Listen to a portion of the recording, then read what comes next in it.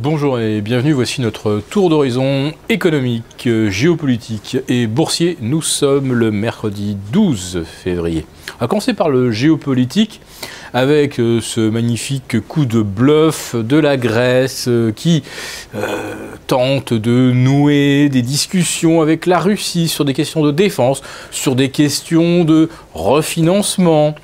Vous imaginez que M. Obama doit faire des bonds de 2 mètres au-dessus de sa chaise parce que, pour l'instant, les États-Unis font tout pour envenimer les choses en Ukraine.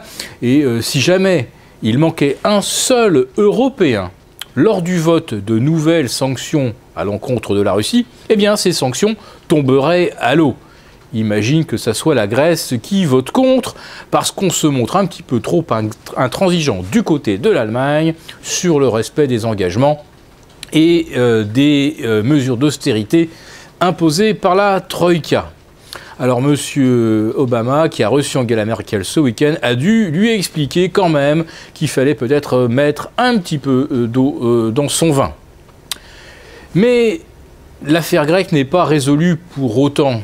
On a voulu le croire. Mardi, les marchés ont explosé à un moment à la hausse, à nouveau sur des rumeurs totalement invérifiables et rapidement démenties, aussi bien par la Commission européenne que par M. Schäuble. On s'en tient au plan, rien qu'au plan. Aucune solution rapide n'est envisageable. Alors, les anticipations de résolution des problèmes avant le week-end, tout ça, on peut peut-être cesser d'y croire. Mais les marchés, eux, veulent systématiquement continuer de grimper et de battre leur record de valorisation.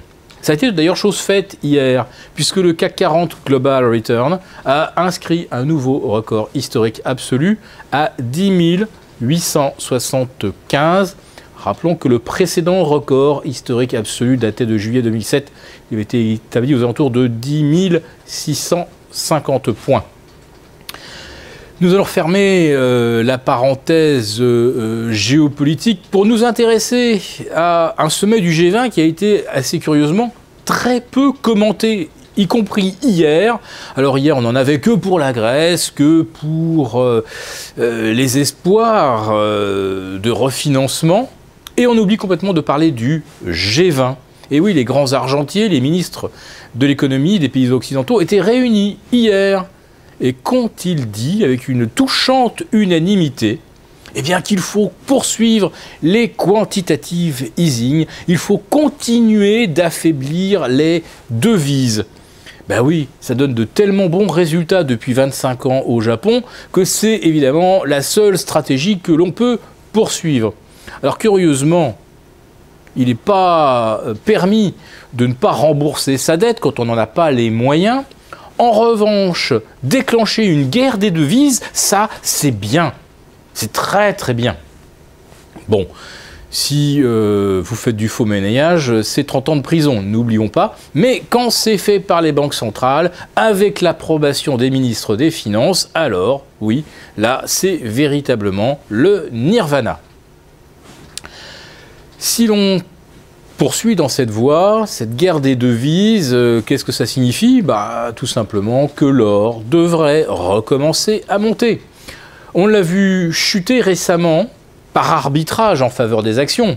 On ne gagne pas 13% impunément sur les actions sans que les placements alternatifs ne trinquent. Ce qui a été le cas de l'or, revenu de 1310 à 1230. Maintenant que les marchés d'actions ont peut-être épuisé leur potentiel, ça devrait être l'heure de la revanche de l'or. Car finalement, qu'est-ce qu'il faut mieux posséder? Un petit peu de pièces, du physique, ou participer aux dernières introductions à 50, 100 fois les bénéfices, 3-4 fois le chiffre d'affaires? Le comble de l'absurdité, c'est cette chaîne de food trucks aux États-Unis, cotée en bourse, une vingtaine de camions pizza. Bon là, ils fabriquent des sandwichs au fromage fondu. Une vingtaine de camions qui sillonnent la Californie. L'entreprise est valorisée 100 millions de dollars et réalise chaque année 4 millions de dollars de pertes. Et la valorisation du titre, évidemment, c'est des dizaines de fois le chiffre d'affaires. Voilà, nous sommes dans la bulle